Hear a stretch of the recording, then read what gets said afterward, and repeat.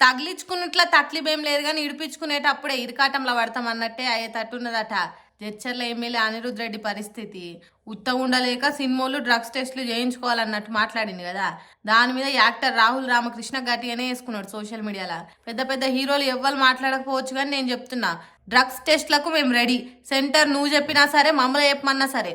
ఒక్క టెస్ట్ చేస్తావో, ఒక్కొక్కటి చొప్పున 100 టెస్టులు చేస్తావో నీ ఇష్టం. కానీ నువ్వు లై డిటెక్టర్ టెస్ట్కు రెడీయా అని అడిగిండు. అంటే అబద్ధం చెప్తే ఓయ్ ఓయ్ అని మొత్తుకునే మిషన్ పెట్టి ప్రశ్నలు అడిగే పరీక్షకు సిద్ధమా అని అడిగిండు యాక్టర్ రాహుల్ రామకృష్ణ.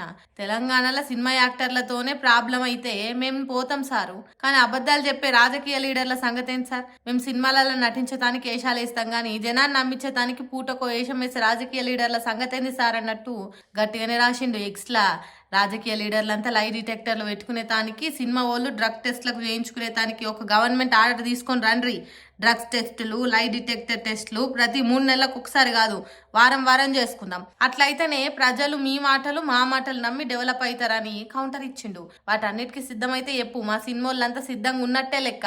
అంతేగాని ప్రతి ఒక్కరు సినిమా వాళ్ళు అల్కా దొరికిండ్రు కదా అని ఉరిమూరి మంగళం మీద పడ్డట్టు సినిమా ఇండస్ట్రీ మీద వాడు ఏడవద్దు అన్నట్టు చేసుకున్నాడు రాహుల్ రామకృష్ణ.